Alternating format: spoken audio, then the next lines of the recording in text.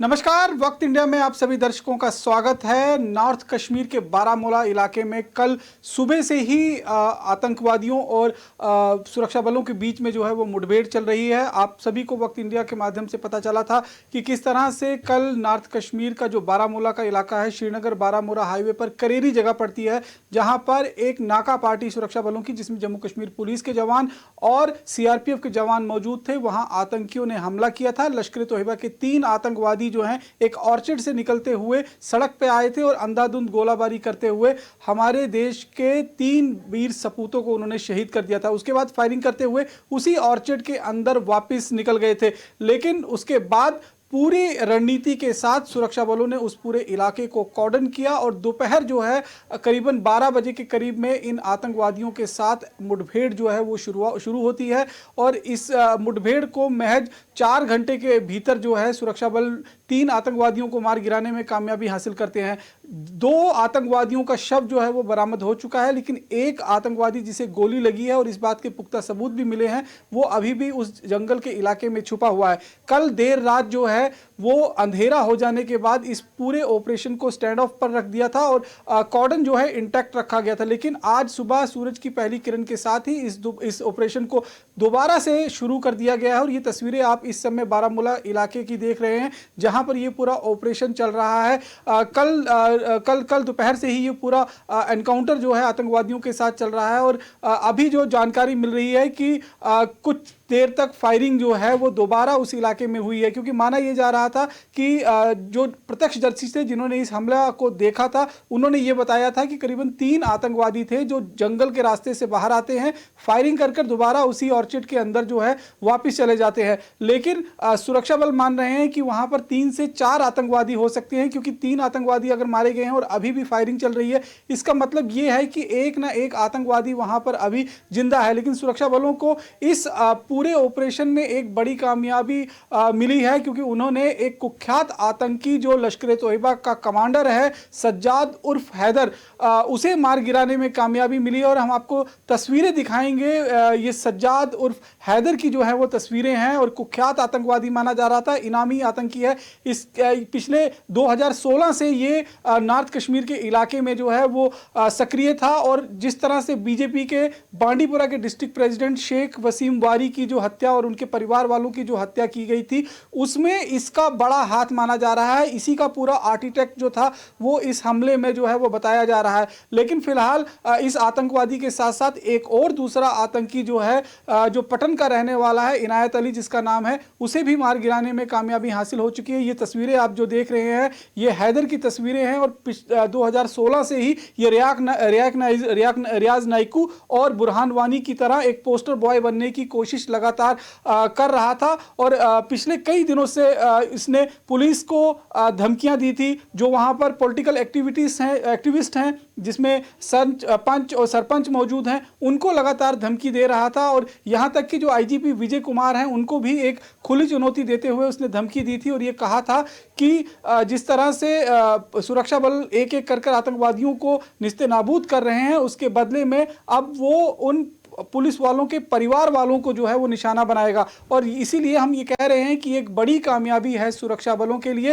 हालांकि पिछले कुछ दिनों से हमने देखा कि किस तरह से आतंकी जो हैं वो बौखलाए हुए हैं। पिछले जनवरी से लेकर जुलाई के बीच में करीबन 150 आतंकवादियों को मार गिराने में सुरक्षा बलों को कामयाबी मिल चुकी है और अभी भी ऑपरेशन ऑल आउट जो है वो लगातार इसी तरह से जारी है। कल जम्मू कश्मीर के जो डीजीपी हैं उन्होंने खुद एक प्रेस कॉन्फ्रेंस की थी, जिसमें उन्होंने कहा था कि हैदर का मारा जाना जो है वो सुरक्षा बलों के लिए एक बड़ी कामयाबी है। और क्योंकि पिछले 2016 से लगातार इसकी तलाश थी और जिस तरह से ये अपने आप को पोस्टर बॉय बनाने की कोशिश कर रहा था, वहां पर वीडियो रिलीज कर रहा था और वीडियो रिलीज कर उन युवाओं को बरगलाने की कोशिश कर रहा था, रेडिकलाइज करने की कोशिश कर रहा था और उन्हें आतंकवाद के राह पर धकेलने की कोशिश जो है वो इसकी तरफ से की जा रही थी। लेकिन अब ये एक बड़ी कामयाबी मिली है, लेकिन अभी भी ये ऑपरेशन जो है वो लगातार जारी है। पिछले कुछ दिनों दिनों में हमने देखा है कि 14 जनवरी से लेकर अब तक लगातार सुरक्षा बलों पर हमले जो हैं वो तेज हुए हैं। कल रात को भी जो है कुलगांव के इलाके में एक नाका पार्टी, एक पेट्रोल पार्टी सीआरपीएफ की थी, जिस पर हमला किया गया है और इस हमले में जो है वो 2 सीआरपीएफ के जवान जो हैं वो जख्मी बताए जा रहे हैं। इस पूरे ऑपरेशन में जो अभी तक बताया जा रहा है कि हमारे 3 बहादुर जवान जो हैं वो भी शहीद हुए हैं। उनकी तस्वीरें हम आपको दिखाते हैं। इसमें सीआरपीएफ के 2 जवान हैं जिनका नाम कांस्टेबल खुर्शीद खान और लवकुश शर्मा जो हैं वो इसमें शहीद हुए हैं। वहीं दूसरी तरफ से अगर हम दिखाएंगे तो ये आज सुबह जब रिटलिंग सेरेमनी हुआ है वहां पर किस तरह से जवानों को जो है वो अंतिम सलामी दी गई है, उसकी तस्वीरें जो हैं इस समय आप देख रहे हैं। और इसके साथ साथ में जम्मू कश्मीर पुलिस का एक एसपीओ मुजफ्फर अली जो है वो भी इस पूरे ऑपरेशन में जो है वो शहीद हुआ है और माना जा रहा है कि 2 से 3 आर्मी के जवान जो हैं वो क्रिटिकली इंजर्ड बताए जा रहे हैं इस पूरे ऑपरेशन के दौरान। लेकिन 2 आतंकवादियों को मार गिराने में सुरक्षा बलों ने कामयाबी हासिल कर ली है, उनकी डेड बॉडी भी रिकवर कर ली है, उनके पास से वेपन भी रिकवर कर लिया गया है। लेकिन अभी जो तीसरा आतंकवादी जिसे मारा गया बताया गया है उसकी डेड बॉडी रिकवर नहीं हो पाई है, क्योंकि घना जंगल का इलाका है, इसीलिए सुरक्षा बल किसी भी तरीके का कोई चांस नहीं लेना चाहते हैं और बड़ी ही सुनियोजित तरीके से इस ऑपरेशन को आगे बढ़ाने की कोशिश की जा रही है।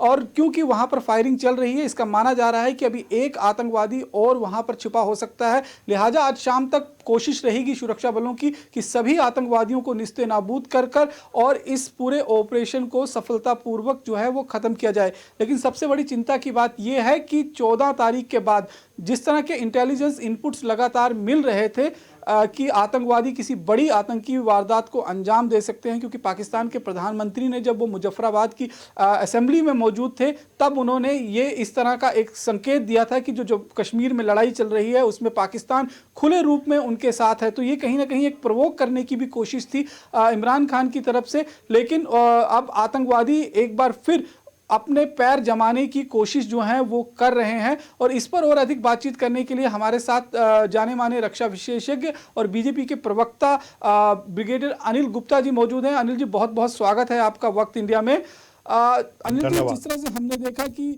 पिछले कुछ दिनों से अगर हम देखें तो अचानक जो आतंकवादी गतिविधियां हैं खासतौर पर सुरक्षा बलों को निशाना बनाने को लेकर वो तेज हुई हैं। आप क्या मानते हैं, ये एक बौखलाहट है या कोई एक नई रणनीति है जिसे पाकिस्तान पूरी तरह से बैक कर रहा है?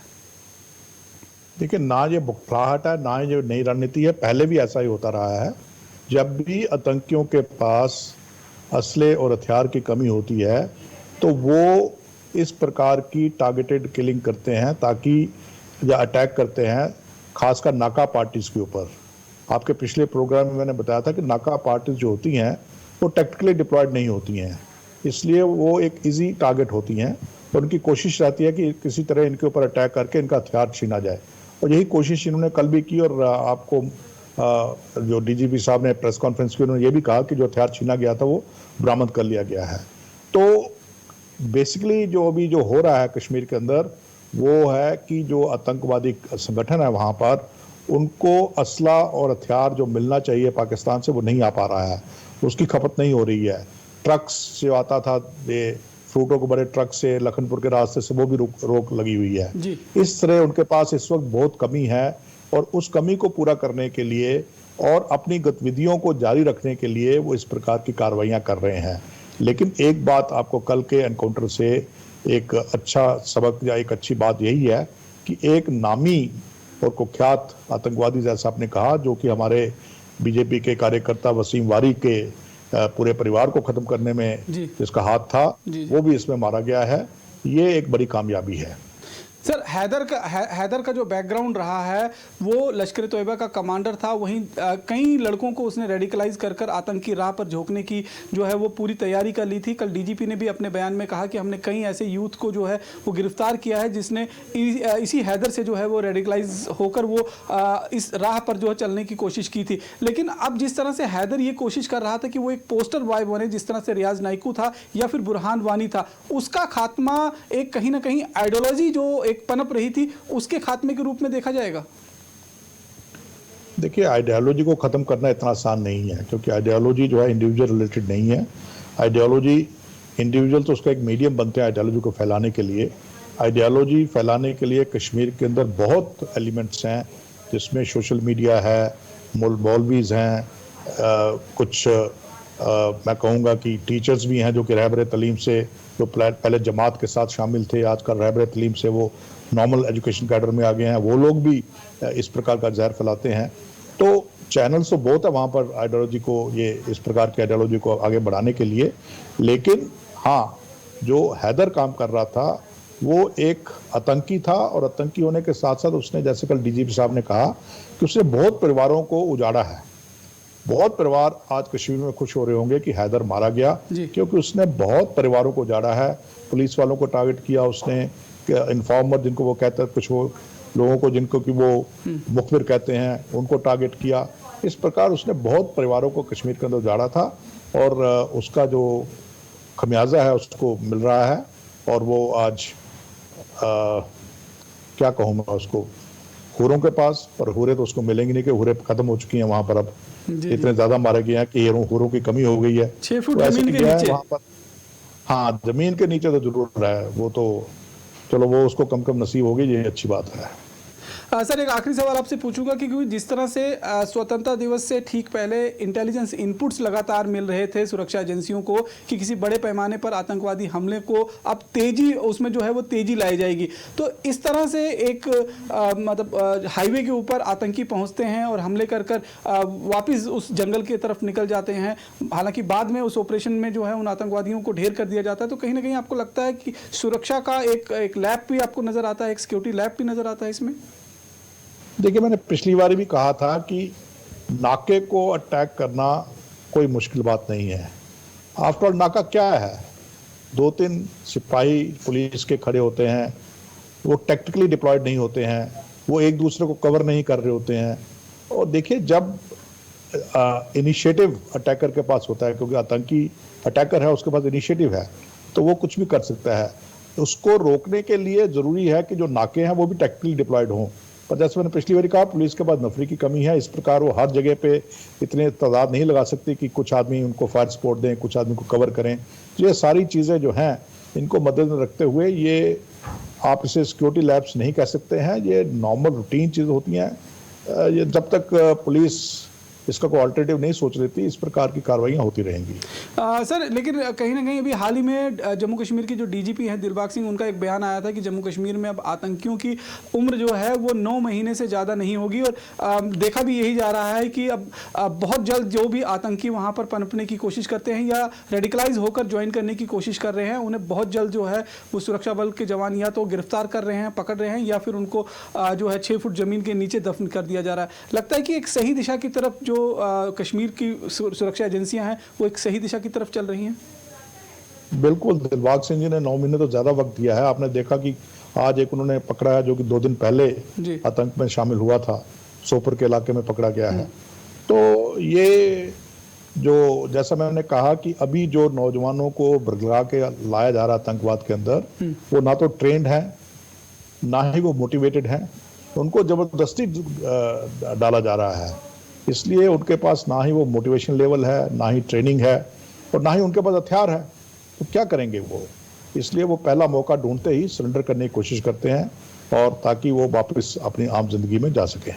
सर, वक्त इंडिया को समय देने के लिए बहुत बहुत शुक्रिया। तो ये थे जाने माने रक्षा विशेषज्ञ ब्रिगेडियर अनिल गुप्ता जी, रिटायर, और इनका साफ तौर पर कहना था कि जिस तरह से पिछले कई सालों से ये हमेशा से कोशिश रही है आतंकवाद को दोबारा से पुनर्जीवित करने के लिए कश्मीर घाटी में, क्योंकि अब कहीं ना कहीं कश्मीर घाटी के जो लोग हैं वो भी आतंकवाद से अपना छुटकारा चाहते हैं, वो रोज़मर्रा की ज़िंदगी जीना चाहते हैं, और जिस तरह से विकास के काम देश के बाकी हिस्सों में हो रहे हैं उसका एक हिस्सा बनना चाहते हैं। लेकिन पाकिस्तान के लिए ये कहीं ना कहीं एक मुसीबत की बात है। उनके लिए पाकिस्तान इस तरह की जो विकास के कार्य जम्मू कश्मीर में हो रहे हैं उससे बौखलाया हुआ है, इसीलिए वो अपने गुर्गों को, अपने पाले हुए आतंकवादियों को इस तरह से रेडिकलाइज करके और इन्हें दोबारा से बड़े पैमाने पर ऑपरेशन को अंजाम देने की जो हिदायत दी जा रही है, कश्मीर को एक बार फिर लहूलुहान करने की कोशिश जो है वो दी जा रही है। ये तस्वीरें आप उसी कुख्यात आतंकी हैदर की देख रहे हैं, और हैदर को जिस तरह से मैंने आपको बताया कि कई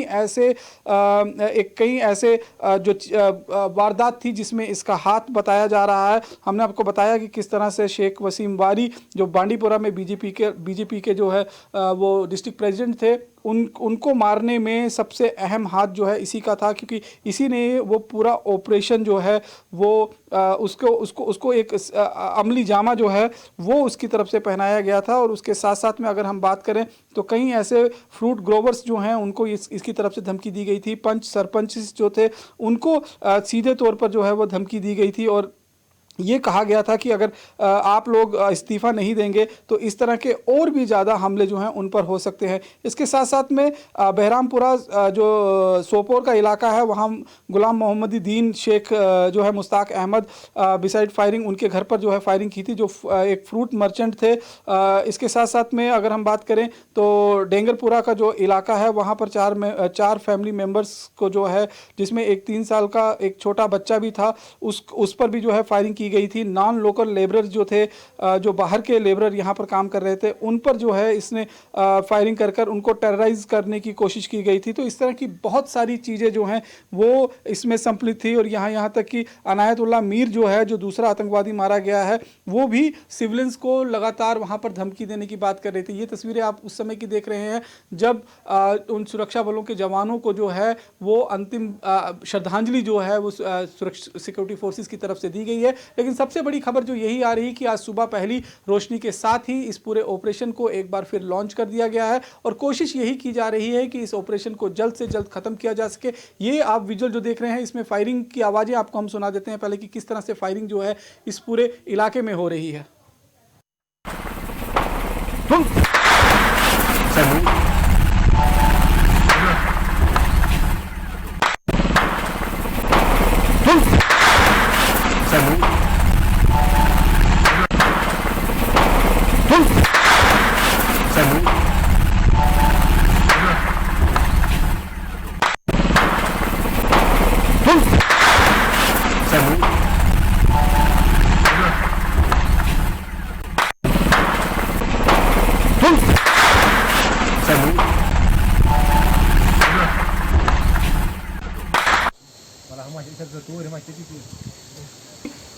तो आप देख रहे थे कि ये जो ताज़ा तस्वीरें हैं ये इस समय एनकाउंटर साइट से जो हमें मिली हैं, और सुबह सुबह जिस तरह से एक ब्रीफ एक्सचेंज ऑफ फायर जो है वो हुआ है आतंकवादियों के बीच में और सुरक्षा बलों के बीच में। और इसीलिए हम ये कह रहे हैं, ये मानकर सुरक्षा बल चल रहे हैं कि वहाँ पर तीसरे आतंकवादी जो मारा गया है उसके साथ साथ कोई चौथा आतंकवादी भी हो सकता है उस जंगल के अंदर उन्होंने किसी तरह का अपना अंडरग्राउंड हाइडआउट बनाकर रखा हो जिसमें वो छुपे हुए हों। लेकिन अब उन सभी आतंकवादियों की तलाश जो है वो सरगर्मी के साथ सुबह सूरज की पहली किरण के साथ ही शुरू कर दी गई है। वहां पर ऑपरेशन लॉन्च कर दिया गया है, और उम्मीद यही जताई जा रही है कि शाम ढलते ढलते इन सभी आतंकवादियों को मौत के घाट उतार दिया जाएगा, और इस पूरे इलाके को आतंक से जो है वो पूरी तरह से मुक्त करा दिया जाएगा। लेकिन फिलहाल जो बड़ी खबर आ रही है वो यही है कि जिस तरह से इस ऑपरेशन को कल दोपहर को लॉन्च किया गया था, जब दोपहर को, हालांकि ऑपरेशन सुबह ही लॉन्च हुआ था, लेकिन दोपहर जो है वो फायर फाइट जो है आतंकियों बाद शुरू हुई थी,